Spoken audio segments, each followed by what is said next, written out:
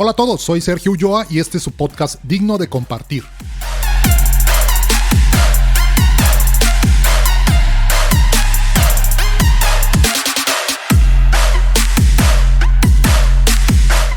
Este octavo episodio lo titulé Nuestra actitud y la suerte. En el episodio 2 les conté la historia de William James, quien durante 30 años vivió con padecimientos que le hacían imposible la vida. En esta ocasión les platicaré sobre John Wilson, cuya historia pudiera a primera vista parecer igual a la de William James. Sin embargo, la principal diferencia radica en que a John Wilson un accidente le cambió la vida. Es decir, la suerte le jugó una mala pasada. Lo interesante es conocer de qué manera esto influyó en su destino. La historia la obtengo del libro El Elemento de Ken Robinson y Lou Aronica. Acompáñenme a conocerla.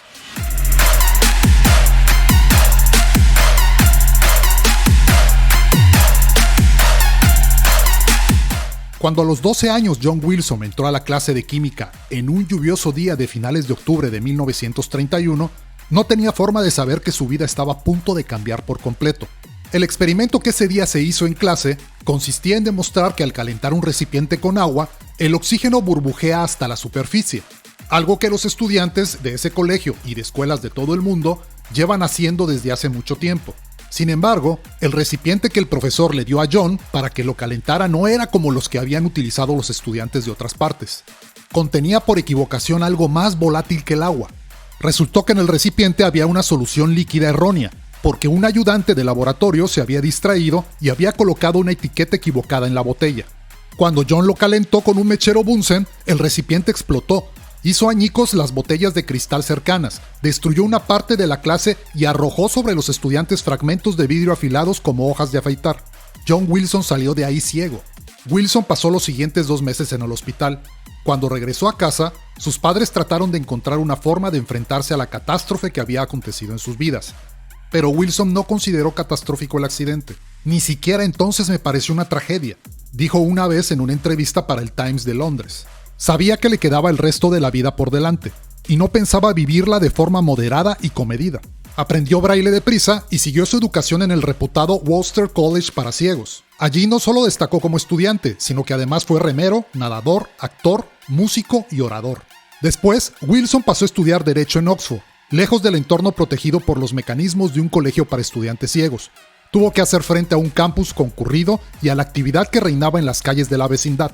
Sin embargo, en vez de depender de un bastón, confió en un agudo sentido del oído y en lo que llamaba su sentido de los obstáculos, para evitar los peligros del camino. Se licenció en Derecho en Oxford y se dispuso a trabajar para el National Institute for the Blind.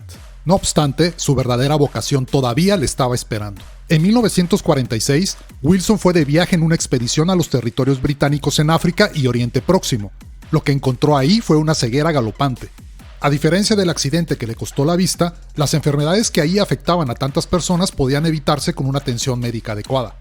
Para Wilson, una cosa era aceptar su propio destino y otra muy diferente permitir que aquello continuara sucediendo cuando podía solucionarse con facilidad.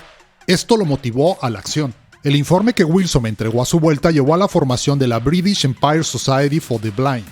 Wilson fue director de la organización durante más de 30 años.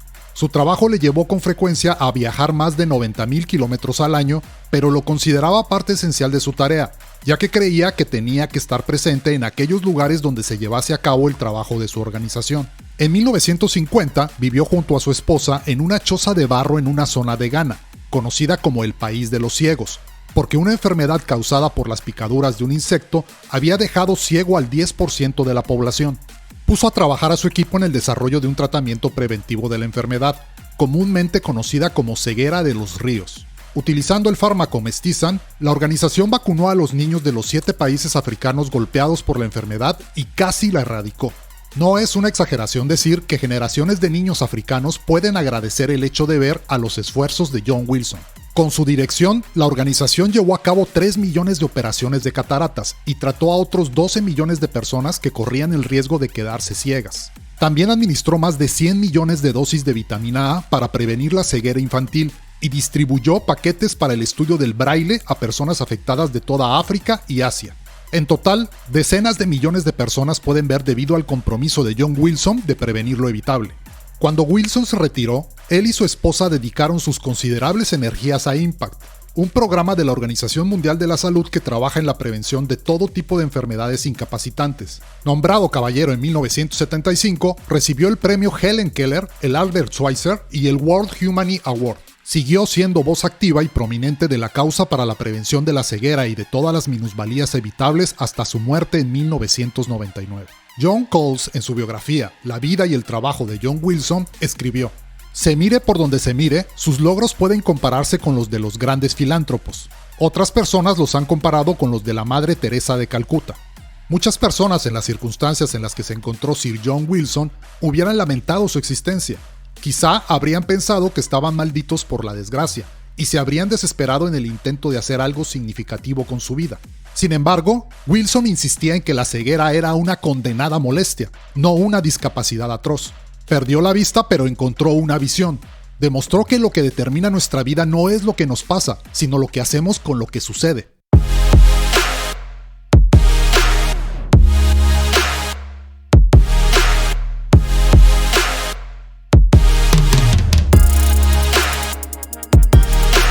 Por supuesto que nadie quiere tener algún tipo de accidente como el que le sucedió a John Wilson. Es más, hacemos lo posible en nuestras vidas para evitarlos. Sin embargo, no todo está bajo nuestro control y es ahí donde nuestra actitud juega un papel fundamental. Entonces, ¿realmente hay gente que nace con buena o mala suerte? Para abordar el punto, tocaré la referencia que hace Ken Robinson en el libro sobre el psicólogo Richard Wiseman, quien explica que en un estudio que realizó con 400 personas excepcionalmente afortunadas y desgraciadas, descubrió que aquellas que consideraban que tenían buena suerte eran propensas a presentar actitudes y comportamientos parecidos. Las personas con mala suerte tendían a mostrar rasgos opuestos. Wiseman identificó 4 principios que caracterizan a las personas afortunadas. El primero es que éstas tienden a maximizar las oportunidades. Son expertas en crear, fijarse y actuar de acuerdo con esas oportunidades cuando surgen. El segundo es que suelen ser muy efectivas a la hora de prestar atención a su intuición y de realizar trabajos concebidos para estimular sus habilidades intuitivas, como puede ser la meditación. El tercer principio es que las personas con suerte esperan serlo. Crean una serie de profecías de autorrealización porque se internan en el mundo previniendo un resultado positivo. Y el cuarto es que la actitud de las personas afortunadas les permite convertir la mala suerte en buena. No consienten que la mala suerte las doblegue. Se mueven con rapidez para tomar el control de la situación cuando las cosas no van bien. Para poner en práctica estos principios, un buen ejemplo es el experimento que realizó Wiseman dirigido a estudiar la percepción de la suerte. Acondicionó un café con un grupo de actores a los que les había dicho que se comportaran como la gente suele comportarse en un café. En la acera, justo fuera del café, puso un billete de 5 libras. Entonces le pidió a uno de sus voluntarios con suerte que fuera al establecimiento. La persona afortunada vio el billete en el suelo, lo recogió, entró a la cafetería y pidió un café para él y para el desconocido que estaba en la silla de al lado. Ambos iniciaron una conversación y acabaron intercambiándose información de contacto. A continuación, el Dr. Wiseman envió al café a uno de sus voluntarios sin suerte. Este pasó justo por encima del billete de 5 libras, pidió un café y no interactuó con nadie. Más tarde, Wiseman preguntó a los 2 individuos si les había ocurrido algo bueno aquel día. El sujeto afortunado le explicó que había encontrado dinero y había conocido a alguien. Al sujeto sin suerte no se le ocurrió nada bueno que explicar. En resumen, por supuesto que tiene muchísimo que ver nuestra actitud sobre cómo nos va en la vida. La suerte, en gran medida, es una repercusión de nuestra actitud.